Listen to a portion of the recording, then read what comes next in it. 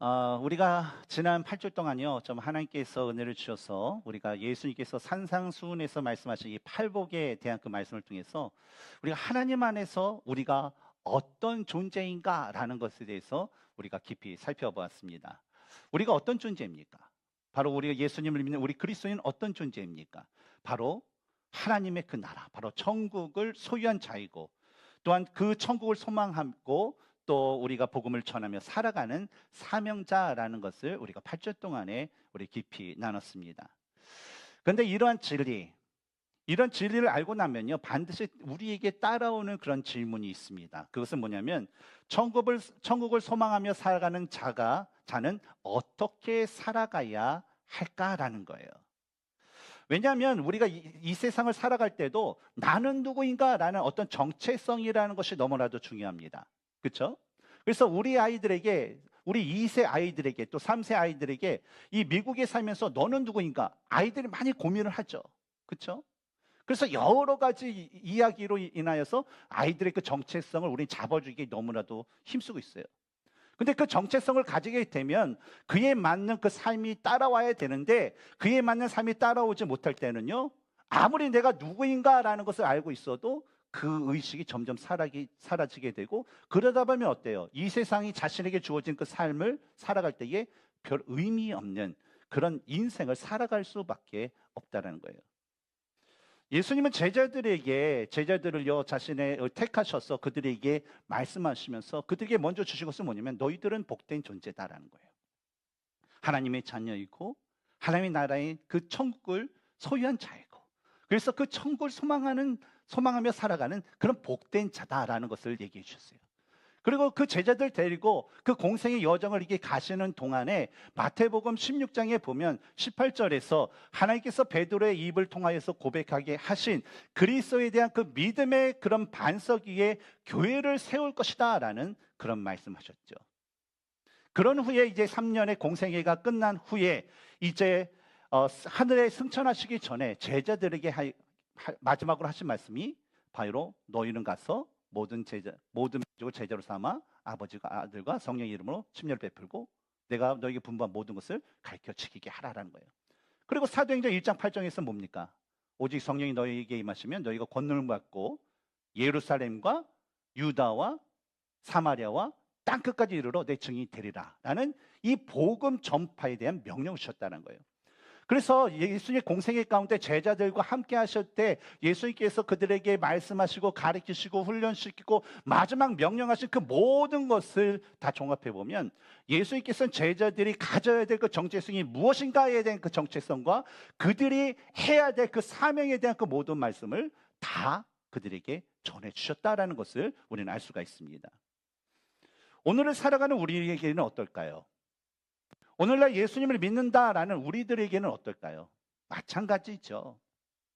오늘날에도 예수님을 믿는 사람은요, 한 사람도 예외 없이 복음을 전하는 사명자로 부르심을 받았고요.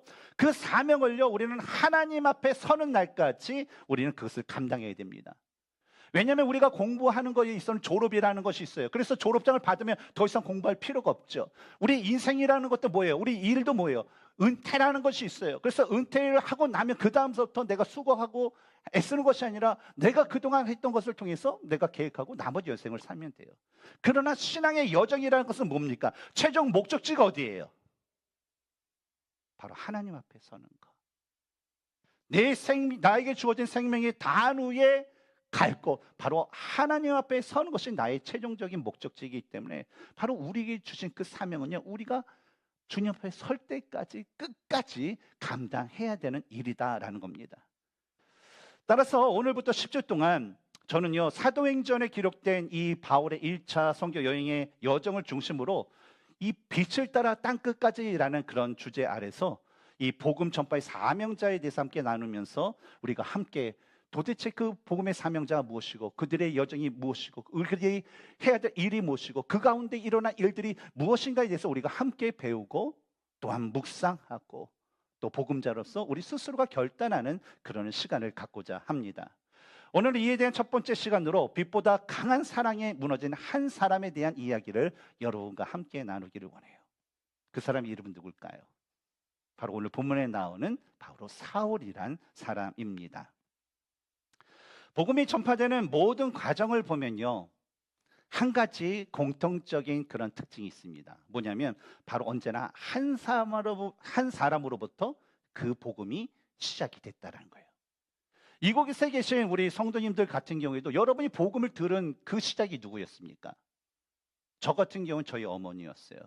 제가 태어날 때서부터 어머니 믿으셨고, 저희 베이비 때는 어머니 등에 앉아서 또 가슴에 안겨서 있었고, 또 어머니가 기도하실 때에 저희 취미생활은 성경책 찍기.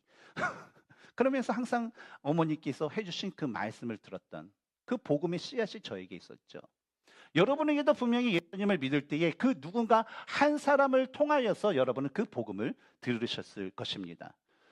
왜냐하면 이 복음이라는 것은 로마서에 기록된 이 사도 바울의 말처럼 바로 복음을 듣지 않으면 구원에 이르는 은혜를 우리는 얻을 수 없기 때문에 그래요.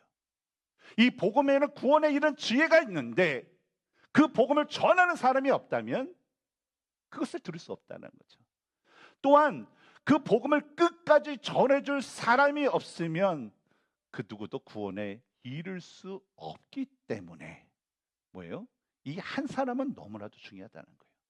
우리가 전도를 할 때에 우리 박영수, 우리 박지순 우리 집사님 이제 미국 그로소리나 가서 이제 노방 전도를 하실 때 집사님 어떠세요? 반응들이 어떤가요? 그랬더니 목사님 참 놀라운 게 미국은 좀 그리스도 크리스천의 나라라서 믿는 사람이 많을 것 같은데 별로 많이 없는 것 같아요. 만 그런 고백을 해요.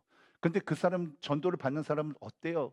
그러면 어떤 사람은 축복하면서 기도해 주시는 도 있지만 어떤 분은 그냥 냉대하는 그런 사람이 있다라는 거죠. 바로 이 복음이란 건 뭐예요? 우리가 한번 전하면 어떤 변화가 일어나는 게 아니라 전대해 보신 분들 알겠지만 처음에는 막 째려보기도 하고 막 험한 말을 하는 사람도 있고 그래가지고 뭐예요? 그들 계속 반복해서 끊임없이 인내하면서 전해야 되는 것이 이 복음이라는 것이죠. 그러니까 끝까지 전해 한 사람이 있어야지만 그 한 영혼이 구원받을 수 있다라는 거예요. 근데 중요한 것은 뭐냐면 이런 복음을 누구나 전할 수 있는 한 사람이 될 수 있지만 아무나 그 한 사람이 될 수는 없다라는 거예요. 그러나 오늘 본문에서는 누구나 전할 수 있는 복음을 바로 전할 수 있는 자가 되기 위해서 필요한 그 두 가지의 그 요소를 바로 사울의 이야기를 통하여서 우리에게 보여주고 있습니다. 그 첫 번째 모습은 뭐냐면 바로 빛 대신 예수님 앞에 우리가 완전히 엎드려진 자가 되어야 된다라는 거예요. 사도 바울은요, 원래 길리기아 지방의 다소라는 이방 도시에서 태어났던 유대인이었습니다. 그래서 그에게는 두 가지의 이름이 있었는데 이 유대식으로는 사울이라는 그런 이름이 있고 바로 헬라식 이방인들의 그 이름으로는 바로 바울이라는 그런 이름이 있었습니다. 그래서 우리가 사도 바울의 어떤 일생이 담겨진 이 사도행전을 보면 사도행전 13장 9절에 바로 사울이라는 바울의 이런 그런 기록이 있으면서 그 전까지는 사울이 바나바와 함께 뭘 했다라는 사울 얘기를 하지만 9절서부터는 그의 이름이 뭐예요? 바울로 바뀐 것을 볼 수가 있어요. 근데 이것을 가지고 우리는 쉽게 바울이 이전에는 그 지식이나 사회적인 그런 지위나 어떤 그런 계층에서 높은 사람이었지만 예수를 믿고 그가 이제 겸손한 사람이 되어서 이름이 사울 큰 자에서 바울로 됐구나라고 이야기를 하는 경우가 있어요. 그러나 우리가 성경을 통해서 보면 그의 이름이 사울에서 바울로 바뀐 이유는 뭐냐면 이 13장 9절서부터 바울이 집중적으로 복음을 전하는 그 복음을 듣는 대상이 바뀌었기 때문에 그래요. 누구에서? 유대인에서 바로 헬라인, 이방인으로 바뀌었기 때문에 바로 헬라인들이 익숙한 그 이름, 바로 바울이라는 이름을 사용했다는 거예요. 우리가 쉽게 이야기하기 위해서는 우리에게도 대부분 두 가지의 이름이 있습니다. 하나는 한국 이름, 또 하나는 영어 이름이 있어요. 그래서 저도 이제 주로 이제 한국 분들에게 이게 소개할 때 안녕하세요, 저는 신용호입니다라고 해서 한국 이름을 댑니다. 그러나 우리나라 사람이 아니라 다른 분들이 있으면 저는 항상 I'm Peter 하면서 저의 영어 이름을 이렇게 하면서 소개를 하죠. 이런 것과 마찬가지로 바로 바울의 듣는 복음의 대상이 바뀌었기 때문에 바로 이름이 바뀌었다는 거죠. 바울은요, 어렸을 때서부터 고향의 이 다소의 회당에서 유대식 교육을 열심히 받았습니다. 그래서 유대 전통에 따라서 이제 만 13세가 되어서 이 성년이 되었을 때 이 사람은 이 예루살렘으로 유학을 오게 돼요. 예루살렘은 어디입니까? 바로 유다의 수도죠. 또 우리나라에 보면 학생들이 서울로 유학을 가는 걸 되게 좋아해요. 왜 그럴까요? 예? 왜 서울에 유학을 가요? 좋은 학교가 다 있어서 그래요. 그 중에서 어느 학교?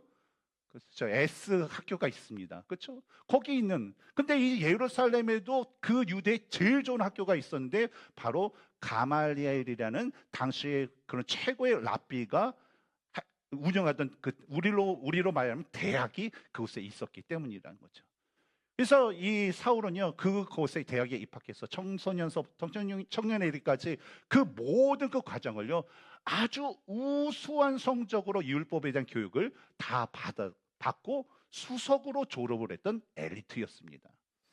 그래서 이 공부를 마친 후에 이 사울은 잠시 고향인 다소에 머물게 되었는데, 이 다소에 간 사이에 예루살렘에서는요, 바로 예수라는 사람이 갑자기 등장해서 제자들을 모으고 사람들에게 복음을 전하면서 수많은 사람이 따르고, 그러다가 갑자기 이 예수라는 사람이 십자가에 달려 죽으시고 또 부활하셨다라는 그 여러 가지 그 이야기가 벌어지는 그런 많은 일들이 벌어지게 되었죠.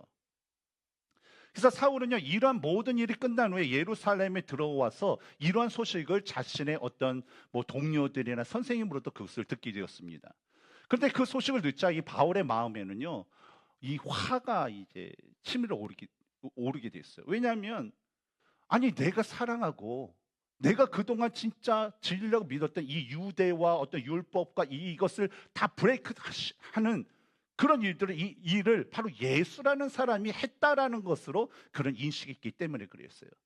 그래서 이 예수님을 바로 유대의 반역자로 여기고 예수님을 따르는 그 그리스도인들을 적대적으로 간주하면서 이 사울은요, 그 누구보다도 앞장서서 그 예수의 그 잔당, 예수를 따르는 그 그리스도인과 그 교회들을 핍박하기 시작했다는 거죠.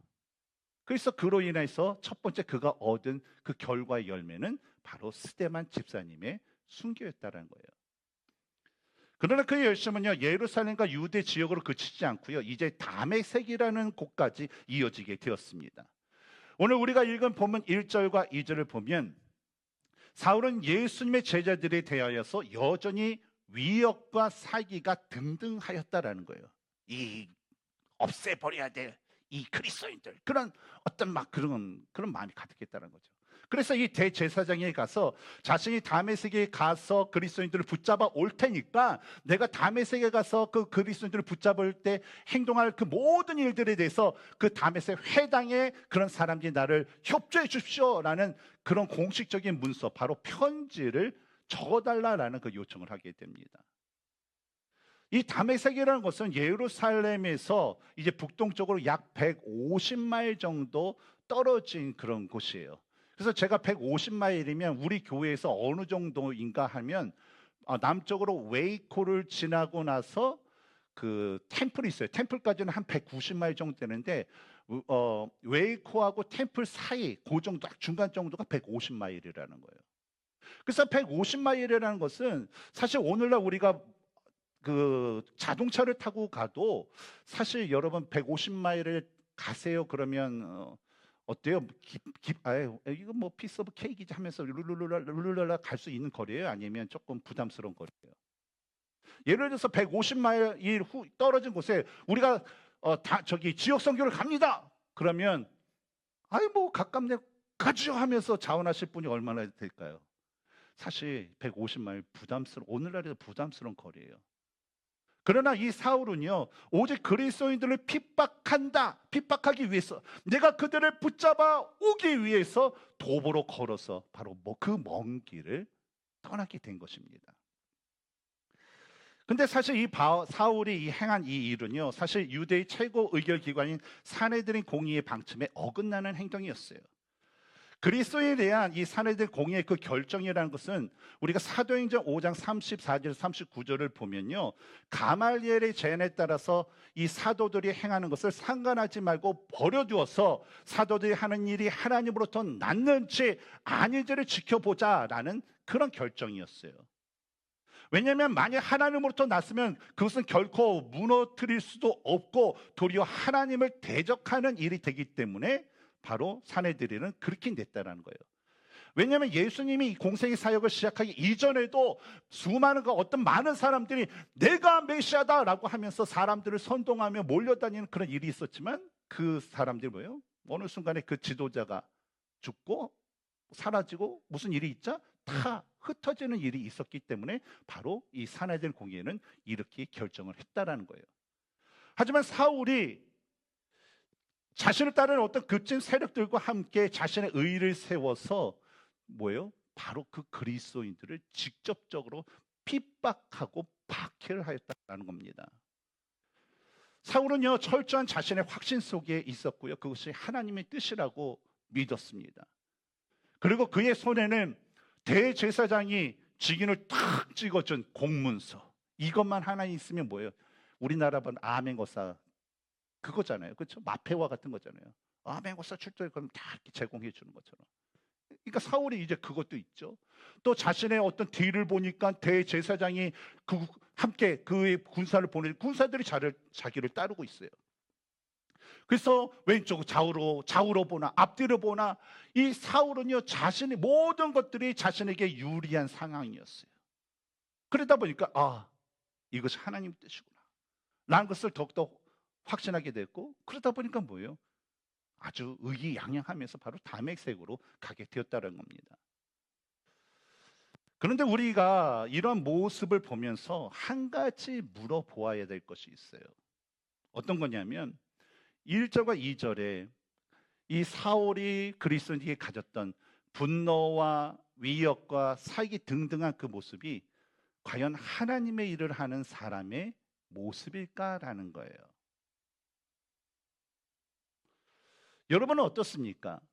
우리가 배우는 성경, 하나님의 그 말씀, 하나님의 성품 여러 가지를 볼 때에 분노와 위협과 사기가 등등한 하나님의 일을 한다면서 이러한 그런 분노와 위협과 사기와 같은 이런 모습을 가진 것이 과연 하나님의 일을 하는 사람들의 올바른 모습일까라는 거예요. 그런데 우리 성경을 보면서 이거에 대한 질문에 답을 하게 되면 어떤 답을 할 수 있을까요? 결코 아니라는 거죠.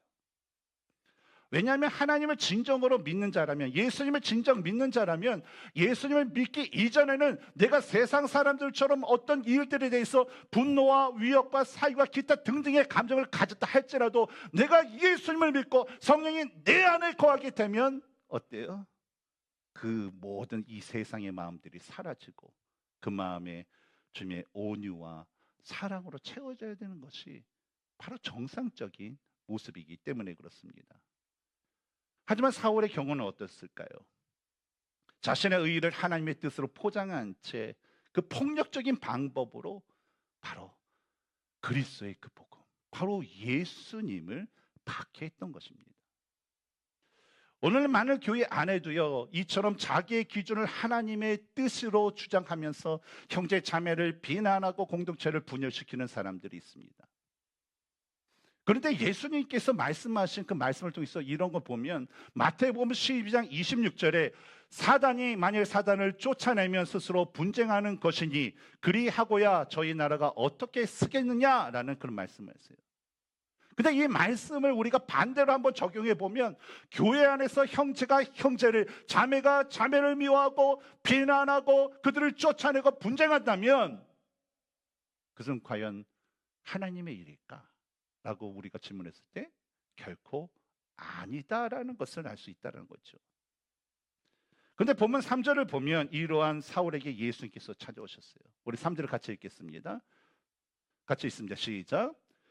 사울이 길을 가다가 다메섹에 가까이 이르더니 호련히 하늘로부터 빛이 그를 둘러 비추는지라.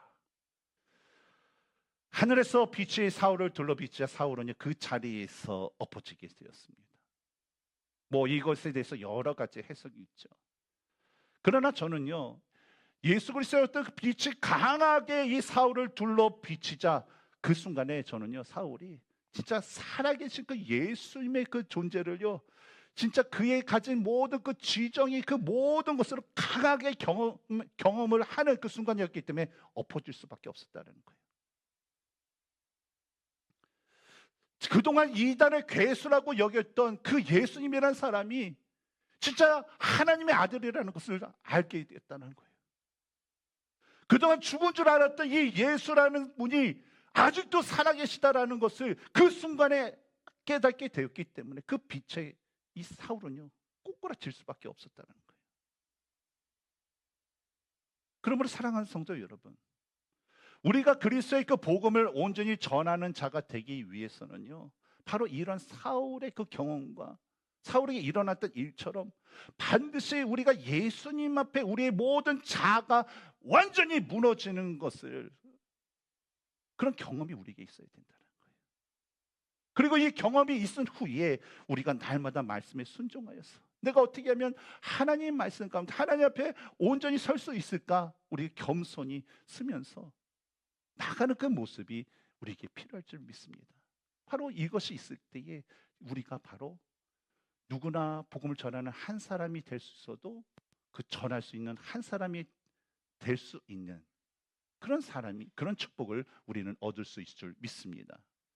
두 번째로 우리가 복음을 전하는 한 사람이 되기 위해서는요, 자기의 죄에 대한 회개가 있어야 합니다. 예수님을 만나기 전에 그 사울은요, 자기의 의로 가득 찬 그런 사람이었어요. 사울은요, 자신이 옳은 일을 하고 있다라고 굳게 믿던 사람이었습니다. 그래서 십자가에 못 박혀 죽은 이단의 예수를 믿는 그 교회와 죽은 예수가 살아났다고 전하는 그 교회를 핍박하는 것, 그 교회를 진멸하는 것, 이것은요, 사울에게 있어서 두말할 것도 없이 당연한 일이었어요. 그래서 그는 그가 믿는 유대교를 소화하기 위해서라도 교회라는 것은요, 이 세상에서 사라져야 돼요. 그래서 그는요, 자신이 그 그리스도인들을 핍박하고 그리스도의 교회를 없애는 데 있어 열심을 내는 것과 지금 자신이 다메섹 150마일 떨어진 그곳에 가서도 그리스도인들을 잡아다가 그 핍박하고 그 교회를 없애는 그런 일들은요, 자랑스러운 일이기 때문에 하나도 힘들거나 수고로운 일이 아니었다라는 거예요. 그러나 사울에게 들린 예수님의 음성은요, 사울아, 사울아, 내가 어찌하여 나를 박해하느냐라는 말이었다는 거예요. 누가복음과 사도행전에 나오는 이 두 가지 반복되는 거 있잖아요. 예루살렘아, 예루살렘아, 사울아, 사울아. 이것은 뭐냐면 깨달음을 주는 어떤 그 하나님의 안타까운 그 마음이 담겨져 있는 말이죠. 사울의 그 말 생각처럼 그가 하나님의 뜻이라면 사울아, 너는 너무나도 잘했다라는 말씀이 있는데 사울에게 내렸던 것은 사울아, 사울아, 네가 나를 너무나도 잘 믿는구나라는 말이 아니라 네가 어찌하여 나를 박해하느냐라는 말이었어요. 무슨 뜻입니까? 사울이 의롭다고 행했던 것, 사울이 믿으면서 했던 그 그리스도인들의 박해가 그건 뭐예요? 예수님을 향한 박해였다는 거예요. 오늘날 세상에 우리들을 향하여서 핍박하고 박해하는 거, 여러분, 그것이 곧 뭐예요? 예수님께서는 나에게 한다라고 생각한다라는 것이죠. 사울은 이러한 예수님과의 만남, 또 그분의 말씀에 완전히 그 순간에 무너지게 되었어요. 그는 지금까지 자신이 최고의 의인인 줄 알았는데 이 예수님을 만나자 자기보다 더 나쁜 사람이 이 세상에 없다라는 것을 알게 되었어요. 지금까지 자신은 하나님의 의를 위한 그 대장과 같은 사람인 줄 알았는데 예수님을 만나자마자 자신이 죄인 중에 괴수라는 것을 깨닫게 되었다는 거예요. 그리고 그 후에 그는 앞을 보지 못하고요, 그저 주위에 있던 자기 지금까지 같이 왔던 사람들이 끌려가 다메섹에 들어가게 되었어요. 그동안 대장으로서 나를 따라라 했던 그 의기양양한 모습이 없었어요. 어떤 능력도 없었어요. 누군가가 끌어주지 않으면 한 치도 갈 수 없는 그런 무능한 존재가 되었어요. 그리고 다메섹에 가서 사흘 동안 보지 못하고 먹지도 못했는데 바로 사울은 그곳에서 예수님의 죽음과 같은 그런 시간을 보내게 되었던 것입니다. 바로 옛사람이 완전히 죽고 예수님 안에서 새로운 존재가 되는 시간을 맞이했다는 거죠. 근데 이러한 회심의 사건은요, 사실 오늘날에도 일어나고요, 예수님을 믿는 우리에게도 일어났던 일입니다. 우리와 같은 동일한 그 회심의 그런 경험을 했던 한 분이 계신데, 그분의 이야기를 여러분께 잠시 소개해드리고자 합니다. 한국에 한 소년이 있었어요. 근데 그 소년이 중학교 입학할 때 갑자기 집안이 형편이 어려워지게 되자 이 소년은 중학교 1학년 까까머리 그 시절서부터 이 집 저 집을 돌아다니면서 그냥 전전긍긍하며 살아야 했다고 해요. 하지만 그 소년에게는 자신에 대한 믿음이 있었어요. 아, 나는 좀 똑똑하니까 내가 요거 좀 어렵좀 내가 견디면 내가 나중에 대학을 가고 그러면 나는 분명히 성공할 수 있어 라는 그런 믿음이 있었다고 해요. 그런데 대학 입시를 봤더니 그만 그 대학 입시에 실패를 하고 엎친 데 덮친 격으로 그 집안이 완전히 가세가 기울어지면서 이제는 자신이 그 가족들을 모두 돌봐야 될 그 책임감이 그의 어깨에 짊어지게 되었다는 겁니다. 자신이 믿었던 그 모든 것이 깨졌어요. 인생에서 첫 실패, 대학 입시 실패와 또 이제는 내 모든 부모님과 형제들 다 책임져야 된다. 무거운 그 책임감이 그에게는 너무나도 무겁고요. 자신이 당한 그 겪는 이 모든 상황이 너무나도 가슴이 찢어질 정도로 너무나도 아팠다라는 거죠. 그래서 미래를 보니까 깜깜해요. 내 인생이 어떻게 될까? 이러다 죽겠지 하는 그런 마음밖에 들지 않아요. 그러다 보니까 어때요? 종종 자신의 목숨을 끊고 싶고 나 혼자 가기보다 남아 있으면 가족들 더 힘드니까 우리 가족들과 함께 이 세상을 같이 떠나면 어떨까라는 그런 생각도 했다고 합니다. 이처럼 그의 인생에 아무런 희망이 없다고 여겨지던 어느 날 어떤 아는 한 사람이 그에게 영어 성경 공부 모임에 나오라는 그 권유를 받게 되었다고 해요. 그래서 이 청년은 혹시 영어 공부가 인생의 마지막 도움이 될지 모른다라는 그 생각 때문에 그 모임에 참석했는데 근데 그가 참석했던 그 모임에서 그는요 인생의 주인을 발견하게 되었어요. 바로 예수 그리스도의 구속과 그 복음에 대해서 말이죠. 그 어느 날 그는 이 400명이 넘는 많은 사람들 앞에서 자신이 예수님을 믿었던 그 경험을 간증하게 되었습니다. 근데 간증이 끝나자 수많은 사람들이 와서 당신의 그런 간증에 놀라운 감동이 있었습니다. 근데 제가 당신의 간증을 들어보니까 당신의 삶을 하나님께 드린다면 분명히 하나님께서 당신의 인생을 진짜 훌륭한 하나님이 쓰시는 전도자로서 당신을 사용하실 것을 제가 믿습니다라는 그런 권면을 받았다고 해요. 근데 그 말을 들은 그 순간 그 사람은요 그동안 쓸모 없게만 느꼈던 자신의 인생이 진짜 주님께 쓰임을 받을 수 있다라는 그 사실에 감격하게 되었고 또 이날의 일은 그의 인생을 완전히 180도로 바꾸어서 놀라운 복음의 사역을 감당하게 했다라고 해요.